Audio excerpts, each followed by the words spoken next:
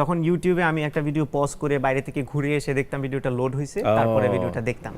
But আমার মনে হয় এখন ওই রকম সচেতনতাটা তৈরি হয়নি যে আসলে আগামী পুরো দুনিয়াটাই প্রযুক্তি লিড করবে। তো বিবিএ যখন পড়ছিলেন তখনই খুব ইন্টারেস্টিংলি গল্পটা শুরু হলো, নাকি আসলে কিভাবে যাত্রাটা শুরু হলো?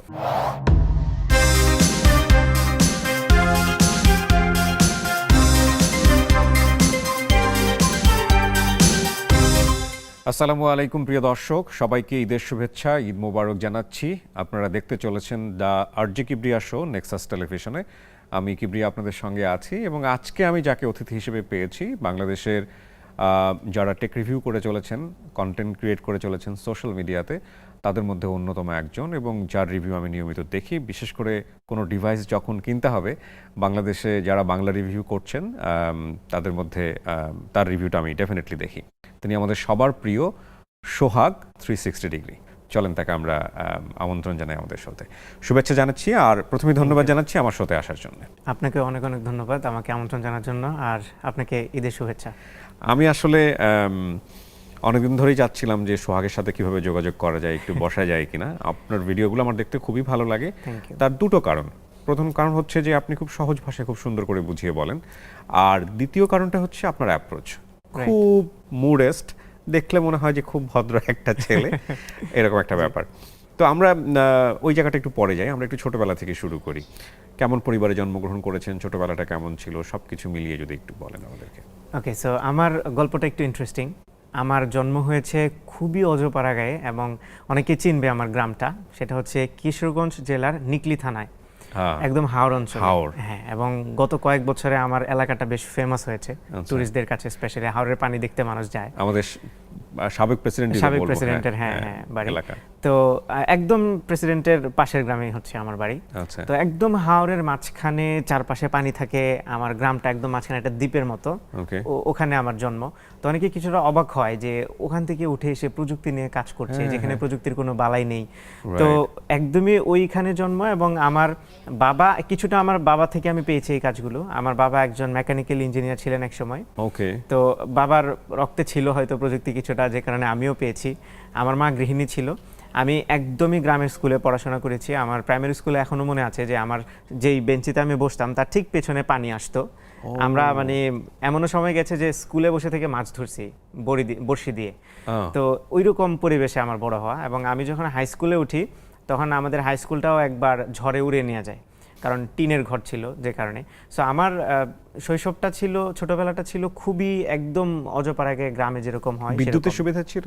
হ্যাঁ, এবং আমার গ্রামে ইলেকট্রিসিটি ছিল না। রাইট, আমি সেটা জানতে চাচ্ছি। আমি যখন এসএসসি পরীক্ষা দিয়ে আমি একটু গ্রামের বাইরে আসি। এসএসসি পরীক্ষা দেওয়ার সময় কারেন্ট আসে, এর আগে ছিল না। সো আমি ওই তেলের হারিকেন ওগুলো দিয়ে পড়াশোনা করেছি। স্কুল, কলেজ, এই বিষয়গুলো একটু জানতে চাই। আমার স্কুল, প্রাইমারি স্কুল এবং হাই স্কুল ছিল আমার গ্রামেই। কলেজটা হয় একটা মফস্বল শহরে, এটা হচ্ছে ভাগলপুর, জায়গাটার নাম বাজিতপুর থানায়। সেখানে একটা কলেজে আমি পড়াশোনা করি, এবং ওখানে এসেই প্রথম আমি ইলেকট্রিসিটি পাই বা বাইরের দুনিয়াটা আমি দেখতে পাই।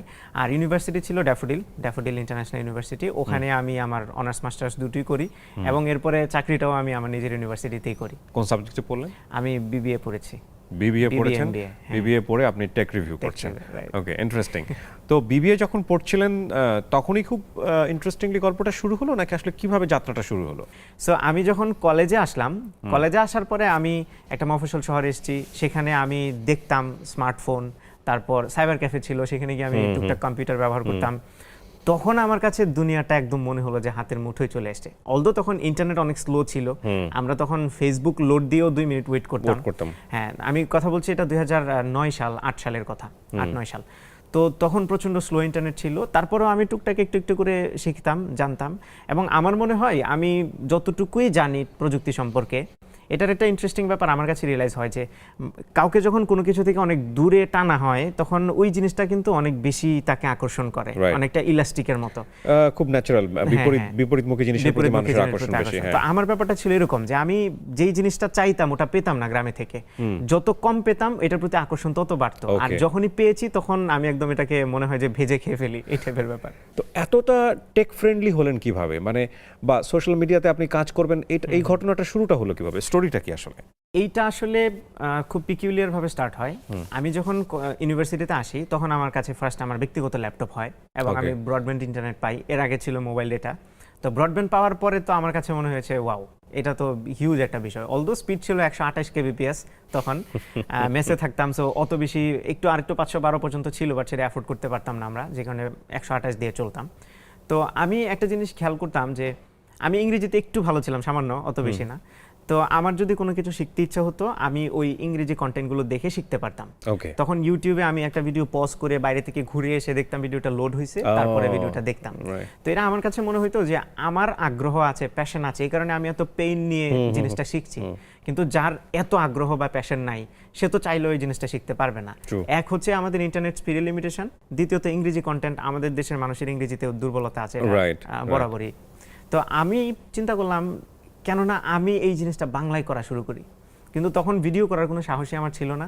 তো আমি লিখে বোঝানোর চেষ্টা করতাম। তো আমার স্টার্টিংটা হয় মূলত ব্লগিং দিয়ে। আমি ব্লগ লিখতাম বিভিন্ন জায়গায়, বাংলাদেশে বেশ কয়েকটা জনপ্রিয় টেক ব্লগ আছে, ওগুলোর একদম শুরু থেকে আমি কাজ করতাম। তো বিভিন্ন বিষয় নিয়ে আমি যখন শিখতাম ওটা বাংলায় আমি সাবলীল ভাষায় চেষ্টা করতাম শেখার। মানে টেকটা কেন, অন্য কোনো মাধ্যম না কেন? কারণ আমি জানতামই একটা জিনিস, এবং আমার ক্যারেক্টারটা এমন ছিল যে আমি সারাদিন ঘরে বসে থাকতাম, ঘর কোনো মানুষ ছিলাম, বন্ধু বান্ধবের সাথে বাইরে আড্ডা দেওয়া, রেস্টুরেন্টে খাইতে যাওয়া, ঘুরতে যাওয়া, এই সব থেকে আমি 100 হাত দূরে ছিলাম অলওয়েজ। এটা কিন্তু কনসিয়াসলি না, আনকনসিয়াসলি আমি ওরকমই ছিলাম, ন্যাচারালি। হ্যাঁ, একটু জড়সড় এবং এই কম্পিউটারের ভেতরেই ঢুকে থাকতে বেশি পছন্দ করতাম। তো এই কারণে আমি দেখলাম আমি এই একটা কাজেই ভালো, এবং এখানে আমি একটা প্রবলেম আইডেন্টিফাই করতে পারি যে বাংলাদেশে এই একটা প্রবলেম, আমি এই পেইন পয়েন্টটাকে আমার মনে হয় আমি সলভ করতে পারবো। কত সালের গল্প এটা? 2010-11 ওই সালে। 10-11 থেকে ওই সময় সোশ্যাল মিডিয়া অতটা পপুলার না, ইমার্জিং করছে, এবং সোশ্যাল মিডিয়াতে ক্যারিয়ারের কথা মানুষ তো ডেফিনেটলি ওই সময় চিন্তা করছে না। তো আপনার ছিল যে প্রবলেম সলভিং মেথড নিয়ে আপনি এগোবেন। তো কি করলেন আপনি ফার্স্ট ভিডিওর কথা শুনে একটু? তারপর আমি যখন লেখালেখি শুরু করলাম, লিখতে গিয়ে খেয়াল করলাম যে প্রযুক্তি একটু কঠিন জিনিস, তো এটা লিখে বোঝানো খুব টাফ। যেমন আমি ফটোশপের একটা টিউটোরিয়াল দিচ্ছি, তো এটা দেখা গেছে যে বিশাল 6-7-8 পাতার একটা আর্টিকেল হয়ে যায়, সেখানে স্ক্রিনশট থাকে, অ্যারো চিহ্ন দিয়ে বুঝিয়ে দিয়ে এখানে ক্লিক করতে হবে, ওখানে ক্লিক করতে হবে। তো এটা মানুষও খুব একটা নিচ্ছিল না। তারপর আমি চিন্তা করলাম যে কেন না আমি চেষ্টা করি। তারপর প্রথম আমি কম্পিউটারের স্ক্রিন রেকর্ড করে বিভিন্ন বিষয়ের উপর টিউটোরিয়াল ভিডিও তৈরি করা শুরু করি। আমার ভাঙা একটা ওই ল্যাপটপটা ততদিনে 2 বছরে ভেঙে যায়। আমি 2012-তে প্রথম আমার ভিডিও তৈরি করি, এবং সেই ভিডিওটাও ছিল ওই ব্লগের একটা সাপ্লিমেন্ট হিসেবে, যে আমি ব্লগটা লিখেছি, যদি কারো পড়তে কষ্ট হয় তাহলে ভিডিওটা দেখে নেন। ইউটিউবে আমি তখনও ভিডিও পাবলিকলি ওইভাবে দিতাম না, আনলিস্টেড করে লিঙ্কটা জাস্ট দিয়ে দিতাম। তো ওইটা দেখতে দেখতে আমি খেয়াল করলাম মানুষ আসলে লেখার চাইতে ভিডিওটাই বেশি প্রেফার করছে। তখন আমি আস্তে আস্তে করে ভিডিওতে মুভ করলাম। এন্ড তখন আমার ইচ্ছা ছিল না যে আমি এইখানে কোনো ক্যারিয়ার গড়বো, কিংবা এটা আমাকে কোনোদিন টাকা দেবে, এটা আমার একদম কল্পনার বাইরে ছিল। বাট ওইটা একটা কনসিকোয়েন্স আস্তে আস্তে করে হয়ে গেছে, স্টেপ বাই স্টেপ যেটা হয়েছে আগে, আপনি গিভ আপ করেন নাই। প্রথম ক্যামেরার সামনে দাঁড়ানো, প্রথম ভিডিও করা, সেটা রেকর্ড করার পরে দেখতে কেমন লাগছিল, এগুলো একটু শুনতে চাই। আমার প্রথম ক্যামেরায় আসায় ঘটনা ছিল 10,000 সাবস্ক্রাইবার যখন আমার ইউটিউবে হয়, তখন আমি ভাবলাম যে 10,000 সাবস্ক্রাইবার উপলক্ষে একটা স্পেশাল কিছু করা দরকার, আমার ফেস রিভিল করব আমি। এর আগে কেউ আমাকে দেখেনি কখনো, শুধু কণ্ঠ শুনেছে। তো 10,000 সাবস্ক্রাইবার হওয়ার পরে ওই যে শটটা আমি নিয়েছি, যে ভিডিওটা করেছি, অ্যাটলিস্ট তো 100 টাইমস হবেই। আমি ভিডিওটা বারবার করতাম, দেখতাম, ভালো হয়নি, আবার করতাম, আবার কাটাকাটি হতো। এবং আমি এর আগেই ক্যামেরা কিনে প্ল্যান করেছিলাম যে আসবো, কিন্তু আসা হয়নি ভয়ে। 10,000 হওয়ার পরে আমি ভাবলাম যে না, এইবার যে কোনোভাবেই হোক আসতে হবে। কারণ আমি দেখছিলাম 10,000 হওয়ার পরে আমার কিছুটা কনফিডেন্স গ্রো করেছে, না এখানে একটা ইনকাম না হলে অন্তত একটা ব্র্যান্ড ইমেজ তৈরি করা যাবে।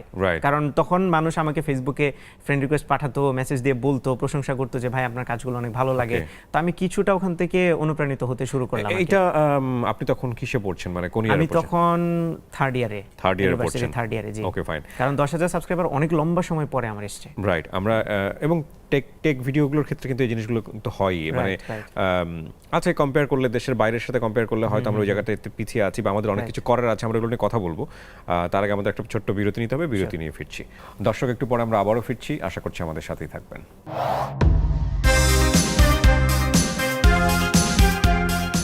বিরতির পর আরও একবার স্বাগত জানাচ্ছি দর্শক। আপনারা দেখছেন the RG Kibria show Nexus টেলিভিশনে। আমাদের এই অনুষ্ঠানটি আপনারা আমাদের সামাজিক যোগাযোগ মাধ্যমেও দেখতে পাবেন, আরজি কিবরিয়া ফেসবুক পেজে এবং একই সাথে নেক্সাস টেলিভিশনের ফেসবুক পেজে। আজকে আমাদের সঙ্গে আছেন সোহাগ, এই সোহাগ হচ্ছেন সোহাগ মিয়া, যাকে সোহাগ মিয়া নামে অনেকেই চিনবেন না, কিন্তু সোহাগ 360 ডিগ্রি বললে আপনারা সবাই চিনবেন। তার কাছে আমি আবারও ফিরছি। এটা কি 360 ডিগ্রি না শুধু 360? 360 ডিগ্রি। 360 ডিগ্রি, হ্যাঁ। ওকে। নামের জায়গায় একটু পরে আসতে চাই, তার আগে যদি একটু জানি যে আপনার ওই যে স্টিভ হয়ে যাওয়ার ব্যাপারটা, যে বারবার আপনি শুট করছেন কিন্তু পছন্দ হচ্ছে না, কেন পছন্দ হচ্ছিল না আসলে? সেইটা হচ্ছে ক্যামেরা ভীতি, যেটা এটা যারা ক্যামেরার সামনে প্রথম প্রথম কথা বলে তারা খুব ভালো ফিল করতে পারে। এবং আমি এখন অনেককেই বলি যে 1000 মানুষের সামনে দাঁড়িয়ে কথা বলা যতটা মানে ভয় লাগে, ক্যামেরার সামনে কথা বলতে কিন্তু ততটাই ভয় লাগে, বরং আরেকটু বেশি লাগে। তো আমি ওই ভয়টা প্রথমে পেয়েছিলাম। সো মনিটাইজেশনের জায়গাতে আসতে চাই। হ্যাঁ। প্রথম আর্নিং এবং একই সাথে আপনার এই রিয়েলাইজেশনটা হলো যে না ঠিক আছে, এখানে ক্যারিয়ার করা সম্ভব বা এটা নিয়ে আগানো সম্ভব। ওকে, সো মনিটাইজেশন নিয়ে আমি প্রথমে তো চিন্তাও করিনি যে এটা পসিবল, বাট আমরা যখন স্টার্ট করি তখন অটো মনিটাইজেশন অন হয়ে যেত। এখন যেমন একটা ক্রাইটেরিয়া আছে, ওটা ছিল না, তখন অটোমেটিক্যালি হতো। তো আমি খুব মনে হয় 2 বছর পরে গিয়ে কয়েক ডলার দেখেছিলাম আমার ওই ড্যাশবোর্ডের মধ্যে। তো দেখার পরে আমি খেয়াল করলাম যে আর এখান থেকে তো টাকা আসতেছে, মানে ডলার আমি দেখতে পাচ্ছি, কিন্তু সেটা পকেট পর্যন্ত আসেনি। পকেট পর্যন্ত আসতে আরও 1 বছর টাইম লেগেছিল। এর কারণ হচ্ছে অ্যাডসেন্সে পিন ভেরিফিকেশন করা লাগে, এটা যে করতে হয় এটা আমি জানতাম না। তো আমাদের দেশে ওরকম কেউ ছিল না যার কাছে আমি জিজ্ঞেস করবো যে আমার ব্যাংকে কেন আসতেছে না টাকাটা। তো আমি অনেক ঘাটাঘাটি করে পুরো 1 বছর সময় নিয়ে আমি ওই পিন ভেরিফিকেশন করতে পেরেছিলাম। এরপরে একসাথে আমার এখনো মনে আছে $280 এসেছিল আমার ব্যাংকে। তখন আমার মনে হয়েছে যে না, মানে আমি হাতে যখন স্পর্শ করতে পেরেছি, স্ক্রিন থেকে হাতে আসছে, তখন আমার কাছে মনে হয়েছে যে না এটা পসিবল, এখান থেকে টাকা আসলে আসে। এর আগ পর্যন্ত আমার কাছে মনে হতো এটা মনে হয় ভাওতাবাজি, কিছু হবে না। হ্যাঁ, তো এরপরে যখন কেরিয়ার হিসেবে নেব রিয়েলাইজ করেছি, এটাও আমি অনেক পরে, ইভেন কোভিডের মাঝখানে আমার কাছে রিয়েলাইজ হয়েছে যেটা কেরিয়ার হিসেবে নেওয়া যায়। রাইট, কিন্তু আপনার তো বাবা মাকে বোঝাতে হয়েছে। হ্যাঁ, এবং এটা তো একটা ডিফিকাল্ট জব না, যদি বাবা মাকে বলেন যে ছেলে কি করে, ছেলে ইউটিউবে ভিডিও বানায়, গ্রামের মানুষ কি বলবে, এটা নিয়ে আমার বাবা মা একটু বদার ছিল। এবং তার আরেকটা জিনিস নিয়ে বদার ছিল, সেটা হচ্ছে বিয়ে দিতে গেলে কি বলবে, কারণ আমাদের দেশে এই চিন্তাটা সবাই করে। তো এই ধারণা থেকেই তারা একটু কিছুটা পিছপা হচ্ছিল। পরে যখন আমি বললাম যে না আমার এটা নিয়ে একটা বিজনেস করার প্ল্যান আছে, তো আপনারা বলতে পারবেন যে ছেলে বিজনেস করে, আচ্ছা ঠিক আছে, তখন তারা মেনেছে যে না ইউটিউবিং তো বলা যাবে না, বিজনেস করে এইটুকু পর্যন্ত ঠিক আছে। স্টিল আমার মা এখনো আমাকে জিজ্ঞেস করে, যে আমাকে এসে লোকজন জিজ্ঞেস করে যে তুমি কি করো, আমি কি বলবো লোকজনদেরকে? আমি বলবো যে তুমি জাস্ট বলবা যে আরজি কিবরিয়া নামে হচ্ছে ইউটিউবে সার্চ দিতে, তাহলে লোকজন বুঝে যাবে আমি কি করি। তো এটা একটা বড় প্রশ্ন কিন্তু, এবং আমি যতদূর জানি যে আমাদের মাননীয় প্রধানমন্ত্রী কিন্তু এই বিষয়টার উপর একটা ফোকাস করে একটা সমাধান করারও চেষ্টা করেছেন, যে যারা ফ্রিল্যান্সার তাদেরকে একটা আইডি কার্ড দেওয়া হোক, তারা রাষ্ট্রের অন্যান্য ফ্যাসিলিটিগুলো পাক। তো আপনি বাবা মাকে বোঝালেন। আর্নিংয়ের জায়গাটা যদি একটু আসতে চাই, মানে গড়পড়তা আর্নিং কিরকম থাকে এই কন্টেন্ট আমি যদি ক্রিয়েশনে? শুধু আমার চ্যানেলের কথা বলি, চ্যানেল এবং ফেসবুক পেজ দুটো মিলিয়ে রাউন্ড অ্যাবাউট আমি ম্যাক্স ইনকামটা বলি, আমার এখনো মনে আছে যে মাসে ম্যাক্স ইনকাম হয় সেটা 10 লাখ ছিল। ওকে, তো ওইটা যখন আমার আব্বু আম্মু দেখার পরে তারা বলতেছে এই পসিবল এটা, আমি বললাম হ্যাঁ অবভিয়াসলি পসিবল। তো তখন তারা এই জায়গাটা নিয়ে আরেকটু প্রাউড ফিল করা শুরু করে, কারণ দিন শেষে একটা তো সম্মান আছেই। কারণ আমি ইউনিভার্সিটিতে জব করে যেই রেসপেক্টটা পেতাম বা যে রিকগনিশনটা পেতাম, আমার চ্যানেলে এসে বরং আমি এর চাইতে আরো বেশি পাচ্ছিলাম। কারণ ওখানে জাস্ট একটা ইউনিভার্সিটিতে মানুষ চিনতো, আর এখানে এসে সারা বাংলাদেশ চিনে। তো এটা থেকেও বাবা মা খুব ভালো ফিল করতো যে আমি এই যে আজকে টিভিতে ইন্টারভিউ দিচ্ছি, আমার বাবা এটা দেখে খুব প্রাউড ফিল করবে। তো এই জিনিসগুলো বাবা খুব মানে পছন্দ করতো, আমার মাও খুব পছন্দ করে। পাশাপাশি এই আর্নিংটা, এই দুটো দেখার পরে তারা খুব হ্যাপি। আমরা যত জানি এখন একটা প্রফেশনাল স্টুডিও হয়েছে, এবং শুধুমাত্র তাই না, আপনার নিজের একটা সেটআপ দাঁড়িয়েছে, বেশ কিছু হ্যান্ডস আপনার সঙ্গে কাজ করছে, এবং তাদেরকে আপনি নিয়মিত স্যালারি দেন অথবা অন্যভাবে কোঅপারেট করেন। এবং একইভাবে আর্নিং এর অন্যান্য জায়গাগুলো বোধহয় তৈরি হয়, কারণ আপনি যখন কোনো একটা প্রোডাক্ট নিয়ে আপনি রিভিউ করছেন, অনেক সময় পেইড রিভিউর একটা ব্যাপার থাকে। তো সবকিছু মিলিয়ে এখন খুব সুন্দর একটা ক্যারিয়ার। আমরা এই বিষয়টা নিয়ে আরো বিস্তারিত কথা বলবো আপনার সঙ্গে ছোট্ট একটা বিরতির পর। দর্শক, আমরা একটু পরে আবারও ফিরছি।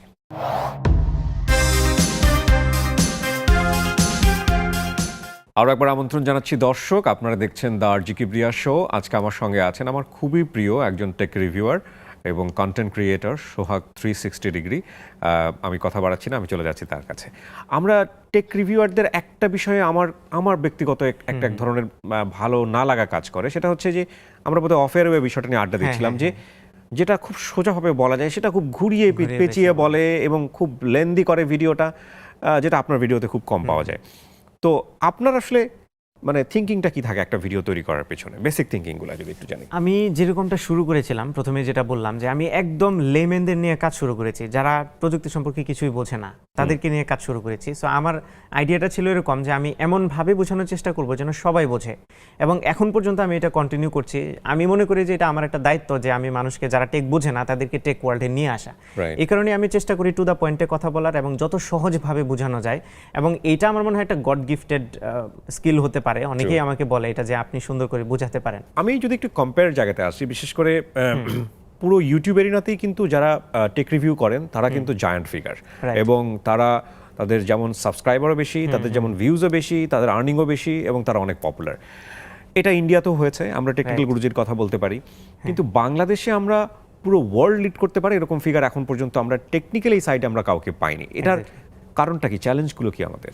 এটার আমি মনে করি অনেকগুলো আছে, তার মধ্যে সবচেয়ে বড় হচ্ছে আমাদের মার্কেট সাইজ।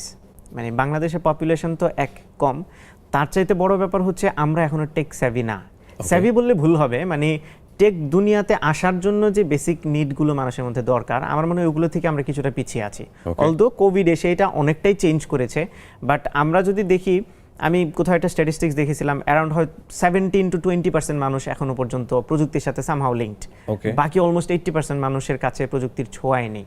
আমরা হয়তো প্রাতিষ্ঠানিকভাবে ওইটা এখনো তৈরি করতে পারিনি, বা হচ্ছে এখন, একটা জেনারেশন পরে গিয়ে এটা ক্রিয়েট হবে। আমরাও কাজ করছি সেটা তৈরি করার, বাট আমার মনে হয় এখন ওই রকম সচেতনতাটা তৈরি হয়নি যে আসলে আগামী পুরো দুনিয়াটাই প্রযুক্তি লিড করবে। ফোর্থ ইন্ডাস্ট্রিয়াল রেভলিউশন প্রায় কিন্তু শেষের দিকে, এখন ফিফথ ইন্ডাস্ট্রিয়াল রেভলিউশন চলে আসছে।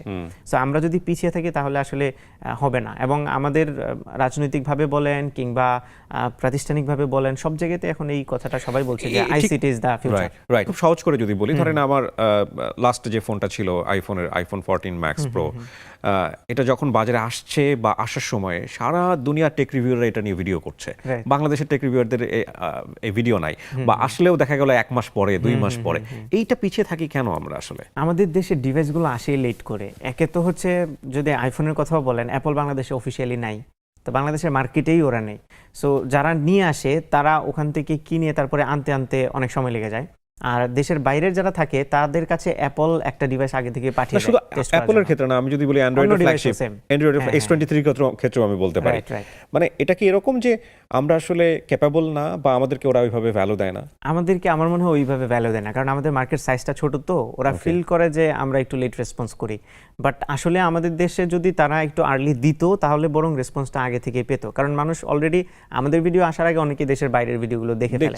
অলদো আমাদেরগুলো দেখে পরে, কিন্তু আগে দেশের বাইরেরগুলো দেখে। সো ব্র্যান্ডগুলো এখন আস্তে আস্তে করে একটু চেঞ্জ হচ্ছে, আমরাও কিছুটা পুশ করছি যেন তারা অন্ততপক্ষে একটা ইঞ্জিনিয়ারিং স্যাম্পল হলেও আমাদের কাছে দেয়, যেন আমরা ইমপ্রেশন ভিডিওটা হলেও দিতে পারি, অডিয়েন্সকে বুঝাতে পারি যেন আমাদের কাছে ডিভাইসটা আছে। দর্শকের থেকে অনেক বড় একটা কমপ্লেইন থাকে অনেক সময় যে fake review, right, paid review, fake review, এবং দর্শকরা প্রতারিত হন। এটা তো চ্যানেলের জন্য অনেক বড় একটা ক্ষতি, অনেক বড় ক্ষতি, অনেক বড়। এবং এইটা আমাদের দেশে মাঝে মধ্যে হতো, এটা যখন শুরুতে আমরা স্পন্সর পেতাম না কিংবা কোনো ব্র্যান্ড আমাদের সাথে আসতো না, তো ব্র্যান্ডের অনেক শর্ত থাকতো, আমরা তাদের কাছে যেতাম, তো তখন এই জিনিসটা ছিল। বাট পরে যখন দেখলাম যে আমরা বেশ কয়েকজন কন্টেন্ট ক্রিয়েটর দাঁড়িয়ে গিয়েছি এবং ব্র্যান্ডগুলো বুঝেছে যে এখানে আসলে আসলে কাজ হয়, তখন আমরা আমাদের সাইড থেকে স্ট্রিক্ট হয়ে যাই। এবং এখন আমি যে কয়জন মেজর কন্টেন্ট ক্রিয়েটর আছি, কেউই আমরা কখনোই ব্র্যান্ড দ্বারা ইনফ্লুয়েন্সড হই না। ভালোকে ভালো বলি, মন্দকে মন্দ, মন্দকে মন্দ। হ্যাঁ, ব্র্যান্ড বললো যে ভাই এটা একটু কম বললেন, এটা একটু বেশি বললেন, একদমই হয় না। আমরা ইভেন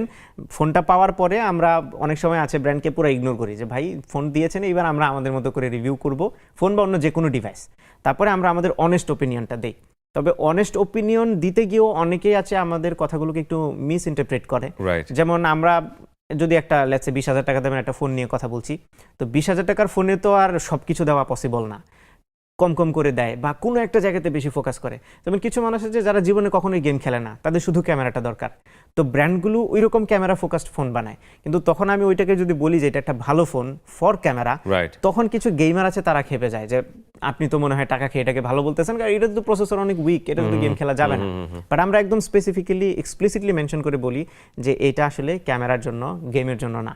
সো এইরকম কিছু ওপিনিয়নে হয়তো বা কেউ কেউ দ্বিমত পোষণ করতে পারে, বাট সেখানে কখনোই ব্র্যান্ডের কোনো ইনফ্লুয়েন্স থাকে না। থ্যাংক ইউ সোহাগ, আপনার ব্যস্ত সময়ের কিছুটা সময় আজকে আপনি আমাদেরকে দিলেন এবং আমার খুব ভালো লেগেছে যে বাংলাদেশে যারা টেক রিভিউ করছেন তারা এগিয়ে যাচ্ছেন, ইন্টারন্যাশনালি বিট করবেন এক সময়, এবং আপনাদের হাত ধরেই বাংলাদেশকে টেকনোলজিক্যাল ওয়ার্ল্ড নতুনভাবে চিনবে। অনেক ধন্যবাদ আমাদেরকে সময় দেওয়ার জন্য। অনেক অনেক ধন্যবাদ, খুবই ভালো লাগলো কথা বলে। দর্শক, এই ছিল আমাদের আজকের আয়োজন। যারা এতক্ষণ আমাদের সঙ্গে ছিলেন তাদেরকে আবারও ধন্যবাদ জানাচ্ছি এবং একই সাথে মনে করিয়ে দিচ্ছি, নেক্সাস টেলিভিশনে দেখার পাশাপাশি আপনারা এই অনুষ্ঠানটি দেখতে পাচ্ছেন আমাদের সোশ্যাল মিডিয়াতে, আরজি কিবরিয়া ফেসবুক পেজে এবং একই সাথে নেক্সাসের ইউটিউব চ্যানেল এবং ফেসবুক পেজে। আবারও দেখা হবে, সে পর্যন্ত সবাই ভালো থাকুন। ঈদ মোবারক।